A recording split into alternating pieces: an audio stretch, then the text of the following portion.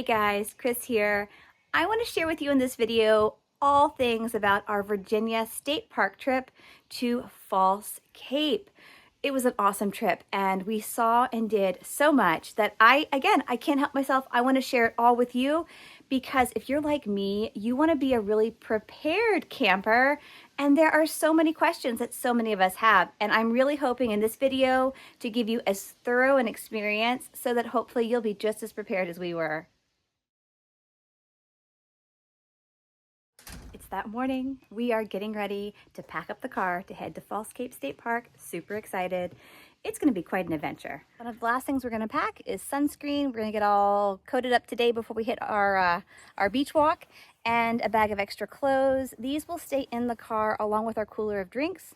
And so when we get back to the car Sunday morning, midday, who knows what time, if we're wet, it might be raining, we can change and have a comfortable drive home because we're looking at 3+ hour drive home. So that's what we've got here packed, and I think we're about ready to hit the road. It is just now the middle of April, in case you were curious as far as the weather and the time of year. I've just dropped my husband off at the Back Bay Wildlife Visitor Center.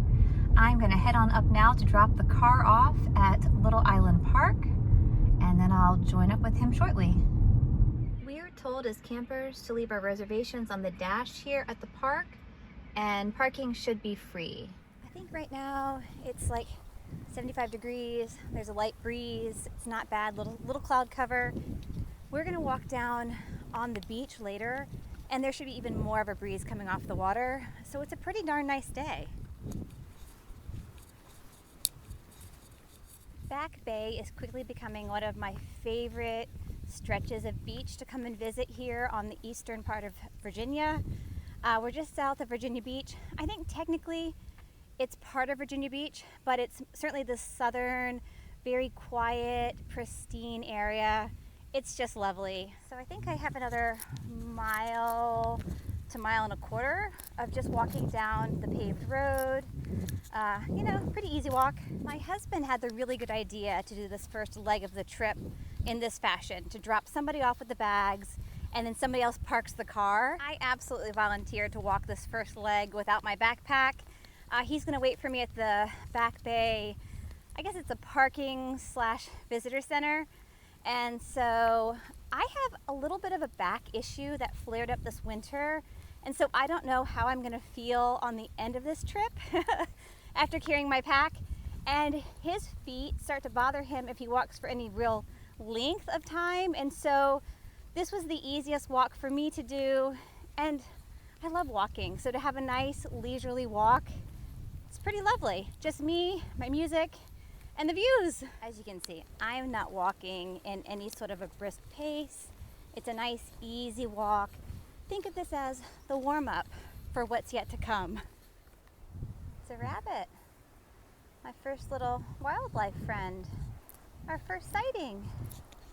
I don't know that I'll see him, he's just over here in the bushes. There he is. Hi, little rabbit.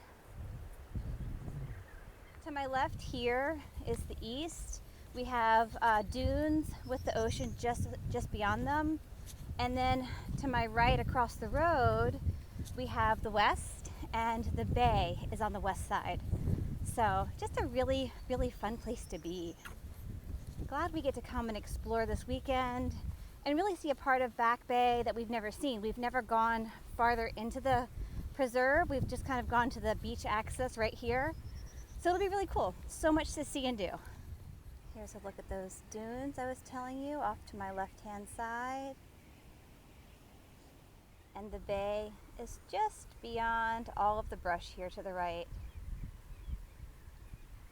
Another reason I was happy to kind of walk this first leg is it gives me a chance to kind of film a little and talk a little and not bore my husband to death.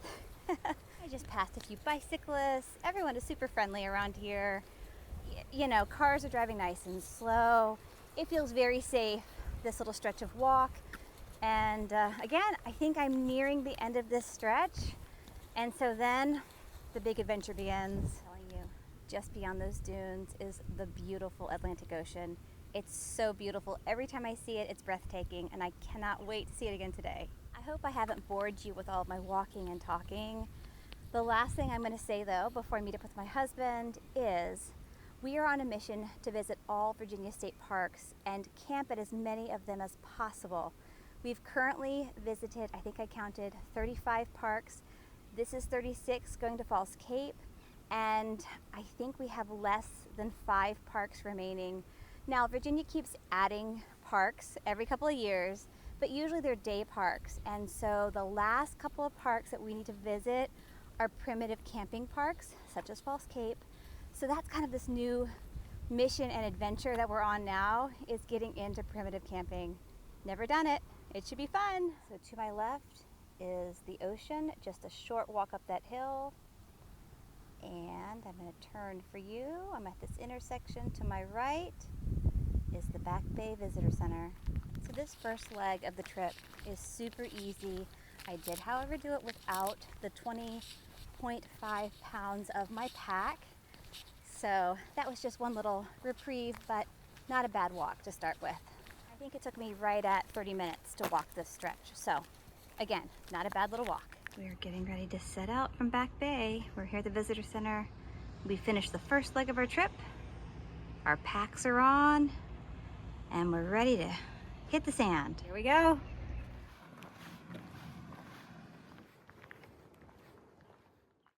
Just a reminder, there are no dogs allowed at the Back Bay Preserve, so you'll want to be mindful of that.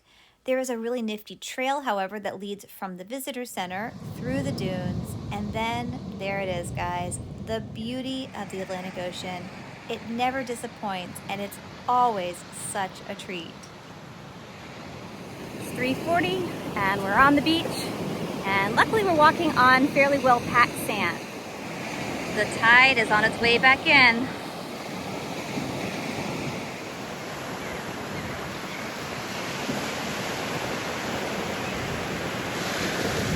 You always hate to see this. That was a big boy there. You can still see Sand Bridge way off in the distance there. Those buildings are close to where I parked my car. As far as the eye can see, there's nothing but us on the beach.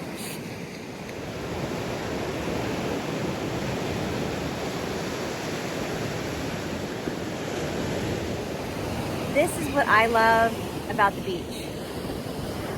The ocean, the sand, the breeze, and the peace and quiet. It is so lovely out here.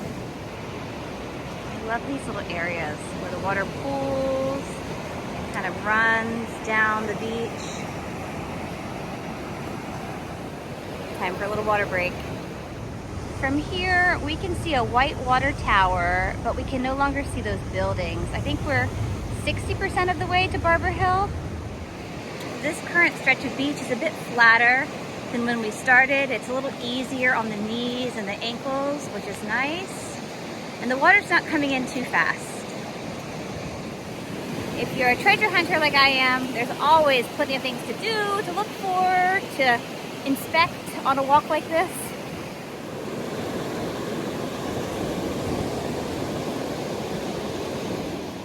We are approaching the northernmost part of Falls Cape State Park. The beach here looks a little narrower, and we see 2 people way off in the distance. First people we've seen in a long time. We think we're right about at the line, but we don't see any kind of signage. So we're gonna keep walking until we find our campground. But we think, like I said, we have just entered Falls Cape State Park and left Back Bay. Well, we have arrived. Tonight, we'll be staying at the Barbour Hill Ocean Side campground. Trudging up the sandhill. Walking up that loose hill of sand was the hardest part yet. But oh, what a lovely view from here on top of the dunes. This is just such a cool place. We're looking for Site 13, and it's probably over that hill. If you've never walked up a sand hill before, You should try sometime. We are in the first little bit of shade that we've actually had since we left Back Bay. So if it had been a warmer day than today, that could be really hot being out in the sun. It wasn't too bad for us, but the shade is still nice. So our site is 13, and it's pretty deep here in the live oaks. I want to show you here, you know, the site is level, it's spacious. The trees are so gnarly. I love live oaks. There's a picnic table. And then for those of you who might want to sleep on the sand like we are, you have your reflectors.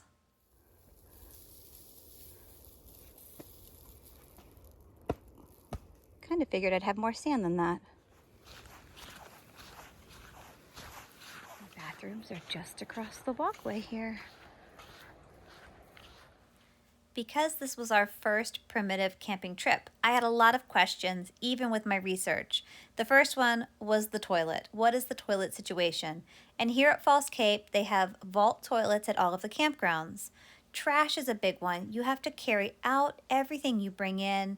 And yes, there is safe drinking water at the Barbour Hill campgrounds, but not if you go farther south. So those were really important things to figure out. And then after all of that, it was time to make our first camping meal. Got our ramen noodles cooking here for the first night. Our little burner worked great. We actually had two. We weren't sure how long they would take, and so we did 2 pots at one time. The ramen was quite tasty, super simple, super cheap, and I'd totally do it again. After dinner, we've washed our pots and pans, we've packed back up, and we're now heading back to the beach to set up camp for the night. It's always beautiful.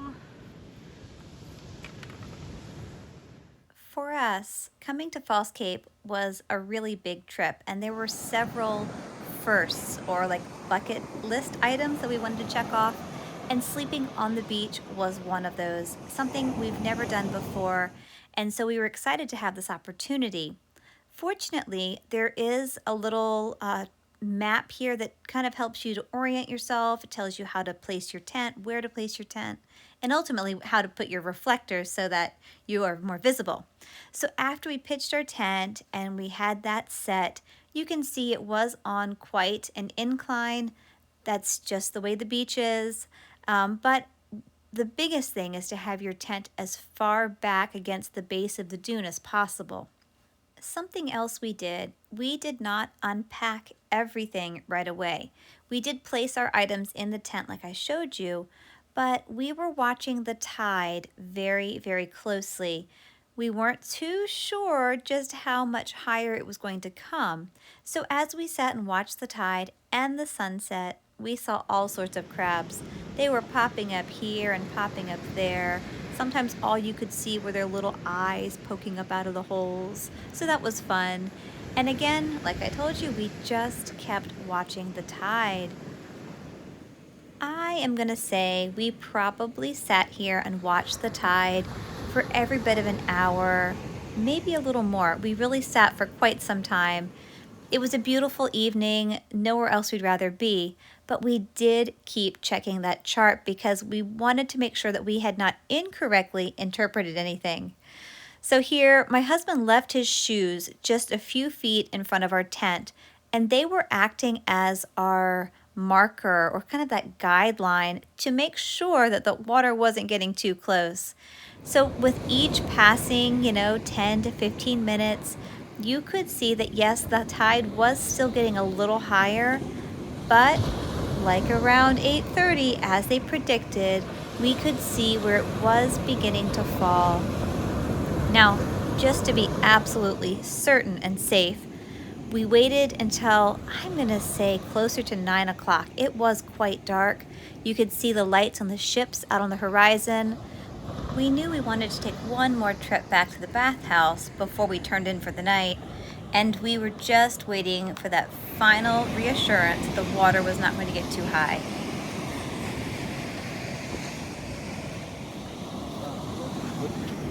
Oh, how high it came? Wow, yeah. Wow, I mean, yeah. We would certainly have been wet here. On the way back from the bathhouse, we stopped to just admire the view. The night sky was so beautiful, and this was the highest point, and so we were also able to get a little more cell signal. But just look how beautiful that night sky was. What a gift, and what a day. We just got back. Our tent is still dry. So all good things. The tide should be falling now. See our little reflector outside. Got the window cracked open. And the sound of the crashing waves. I'm not going to sugarcoat it. Sleeping on the sand with our closed cell phone pad was super, super hard. We tossed, we turned, and I don't know that we got any sort of significant shut-eye. So when that sun was beginning to pop up, we were absolutely ready to get up and out of bed. Well, it's morning.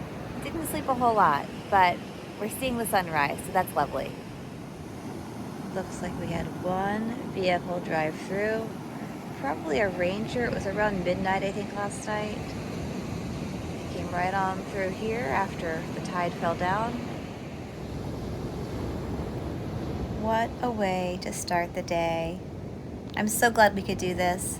But now it is time to pack everything up because there is so much more of False Cape that we are here to see and explore. So we've packed our bags and done our very best to leave no trace. Time to say farewell to the ocean. We're gonna head back to the campsite, make some coffee, some breakfast, and plan the rest of our day. Earlier on, we had made the decision that we were not going to even try to cook on the beach. We just felt it was a little precarious with the wind and the uneven terrain, and so we had all along planned to go back to our campsite and use the nice picnic table. We made coffee, we made oatmeal, and then we really just sat and relaxed for a few minutes. It was really lovely to be there in and among the live oaks. But if you've never gone backpacking, let me let you in on a little secret. There's a lot of packing, unpacking, and repacking to do. We are departing Barbour Hill Ocean Side, heading for the visitor center. As we first set out, the sand was quite deep, and luckily that did transition fairly quickly into a hard-packed sand road, which then eventually turned into a gravel road. The roadways are actually quite nice around here, and a lot of people will come to False Cape and ride their bikes. We saw a bunch of day visitors and even some of the overnight campers choose to come on bikes. The terrain was also really fun and unique here as we made this short walk from the campground to the visitor center. We started off in the live oaks and then the pine forest. There was a bit of a hardwood forest that we traveled through. And we even then, at the very end, walked through a bit of a marshland. So just such varied terrain. After that short walk, it was really nice, though, to reach the visitor center. They have plenty of seating, and they have some snacks inside. They have nice bathrooms. You can get a picture here by the buoy. And it was just a really great place to sit down, take our packs off for a little while, and then figure out where to go next. The visitor center is a great place to stop if you're crossing from one campground to the other or just, walking around and doing some sightseeing. They've got bathrooms and they've got a really nice water filling station. They've got rocking chairs out here on the front porch with fans. So it's a really nice little pit stop. So I would highly recommend checking out the visitor center. The expectations for carrying out your own trash are no different here at the visitor center. There are not large trash receptacles. The exception is if you buy something inside at the gift shop, you can throw that trash and that trash only away indoors. They do also have a recycling bin outside for water bottles and cans, but other than that, you still have to carry out your trash. So after our little time at the visitor center, we asked if we could leave our backpacks there, which they were happy to oblige, and then we set off on the next leg of our journey. Today we were heading farther south. We wanted to see if we couldn't check out the lower southern campsites. So I think all in all, it was a 4.5 to 5 mile hike down to the campsites and back. We saw a lot of varied terrain once again. We saw glimpses of the bay here. This is Back Bay. And the forest was forever changing. The scenery is really cool here, and I keep saying that, but where else can you go where you see such varied terrain? After all of our hiking was done, we gathered up our backpacks and then made our way over to Barbour Hill Bay Side campground. This is where we would be staying for our second night here at False Cape. Once again, it was a lovely level pad. After all of that hiking, we were, however, feeling a little hungry. So we set to work making a late lunch, and for lunch today we had mashed potatoes and gravy. My husband said this was probably his favorite meal of our camping meals. So after our bellies were full, it was then time to set up camp. Our small hiking tent is very quick and easy to set up, which was lovely. We were a little tired, and so after we got our tent all set and our beds all made, we actually laid down for maybe an hour. Again, we didn't sleep much last night, and then today's hike did take a lot out of us. But after that little rest, we did want to get back out and do more exploring. But look what we found. There you go, buddy. Move on across the road. I am not a fan of snakes, but luckily it was just a small green snake. Between the water and the forest, there are a lot of snakes around False Cape, and so you do always want to be mindful when you're moving about. We are just walking around this evening, checking out this part of False Cape State Park. We are staying our second night here at the Bayside Barbour Hill campground. So we are now, this is the bay behind us. Last night we had the ocean side. It's just as beautiful, very different, but we're gonna see if we can't check out some overlooks, maybe catch a nice sunset, and hopefully we can share it with you because another beautiful day here at False Cape State Park. As we spend more time walking and exploring, I have a greater growing appreciation for the roads. The conditions are great, they're well graveled, and they're nice and level, so it's a very easy park to move about in. It's just so beautiful. I love Back Bay. False Cape is not disappointing either. Such a beautiful area. Definitely check it out. Very close to the campground here at Barbour Hill, there is I'm going to say significant boat dock. It looks pretty new. I bet it's busy in the summertime. So after we explored that area, we did want to do a little more. You know, we still had daylight, and so we set off down Sandy Point Trail. There were supposed to be multiple overlooks, and when we got to them, some of them were grassy and overgrown, and so we actually decided just to stay on the main trail, the main road. The views still were just breathtaking. You know, it did not disappoint. The sun was beginning to get a little lower, and you know, here we saw ducks, we saw birds, I think we saw an osprey, we saw some turtles, and then we did see a sad dead snake. However, I think this may have been a young copperhead. I am not a snake expert, but I have a feeling that may have been what that was. But look, the sky just keeps getting more and more beautiful. So after we kind of soaked up all of this lovely sunset, we decided to head back towards the campground. As we were doing so, we could see, though, the sky was just getting brighter and brighter. And so rather than stop at the campground, we continued on down the path back to the bay. This was the area that we were exploring earlier in the evening, and to sit here and to watch the sun officially set was so fantastic. Where else but False Cape State Park do you get to see the sunrise on the ocean side and the sunset over here on the Bayside? That was a pretty fantastic day here at False Cape. And now all that was left to do was to go back to the campground and make dinner. Tonight, we were going to have couscous, and I think that this was maybe my favorite of our camping meals. So to recap, we had ramen noodles, we had mashed potatoes, and we've had couscous. For breakfast, we've had oatmeal, but those meals were really tasty. We got a great night's sleep, and the next morning we woke up to the sound of the birds. It was so peaceful.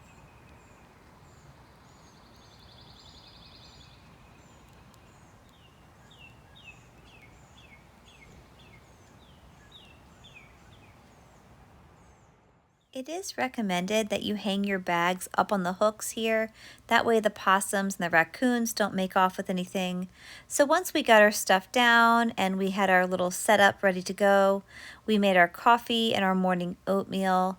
As first time primitive campers, hikers, backpackers, I've got to say our gear worked really well. Our burner was great, our pots worked well, and all of our meals were super simple and straightforward, but they absolutely got the job done.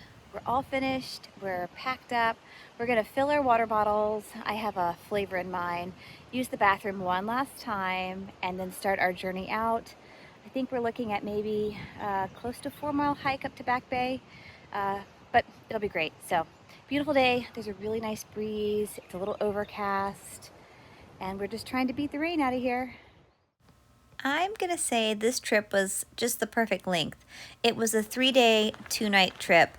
We hiked in on day 1. We spent that first night on the ocean side, and then we hiked all around yesterday. We spent the second night at the Bayside, and now day 3, it's time to hike out. So once again, we're hiking on Sandy Point Trail. This is where we were last night. And look, I am pretty sure that that is an osprey. We were hoping to see some bald-head eagles. We did not, but ospreys, I'm going to say, are the next best bird, so that was still exciting to see him flying overhead. I suspect he's nesting in one of these tall trees. But then, back to the task at hand, hiking out. We continued on Sandy Point Trail a little bit further until our next connecting point. It's now time to say farewell to False Cape State Park. We have just finished our connector trail. We're gonna hop on the West Dyke Trail and that will take us up to Back Bay. So maybe 3 more miles. No sooner than I said that than we passed the sign. It says 3.3 miles to reach the visitor center. But here on the West Dyke Trail, the roadway was still in excellent condition and we continued to pass bikers and joggers, lots of day visitors out here. The forested area provided some shade, so if it were hot and sunny, this could have been a fairly decent stretch. But after that mile, it then opened up and things were very sunny. You were much more exposed. And with the Dyke Trail, you ended up with water oftentimes on both sides. Although we no longer had shade, we had a really great breeze, and that was just so fantastic. I mean, it made the walk so comfortable. But I can see where in the summertime, this could be a really hot stretch. Swan looks like out here. And the marshes. Some kind of a big white bird. Fishing. As we finished this last leg of the trip, the last 1.5 miles or so, we began talking about coming back, but coming back with our bicycles. We did enjoy hiking and bringing in everything on our backs, but I think next time we'll try it with the bikes and see if we can't pack those. The roads are just so good, and we didn't really know what to expect, but this gravel driveway is level, it's well groomed, and it goes all the way from the parking lot to the campground. So that's what we'll try next time. But we still had a fantastic time, and lo and behold, we have made it back to the visitor center now before the rain. And look, we even have a little friend who is serenading us, the mockingbird up on top of the light pole. I'm really happy to say that my back absolutely held up. My husband's feet did not bother him much at all. And so for this final stretch, we were able to walk it together. No need to send anyone to get the car. We We are departing Back Bay. What do you call this? Visitor Center. Right now, we've got about a mile back to the car, and then we can say this weekend is done. It's been wonderful. Bye-bye, little mockingbird. I've been telling you along this whole stretch home how lovely the weather has been, the overcast skies, the gentle breeze, and when we first set off on this last little stretch, that was no different. It was really, really pleasant. But as we continued to make our way a little farther down the road, the winds definitely started to kick up. We're walking into some really strong wind gusts, and they're cold. I think it's bringing in the rain this afternoon, but whole different wind situation right now. Another experience. I've put my sunglasses away and I've tightened my hat up because it's really, really windy. There were times where all I could do was just put my head down and just push into the wind. It was such a crazy experience, but fun. One more really fun part of the trip. You can see those buildings up ahead. Our parking lot, I think, is just on the near side of those buildings. So we're getting there. Just exited Back Bay. Farewell until next time. Final stretch. It's really, really windy. Still got a smile.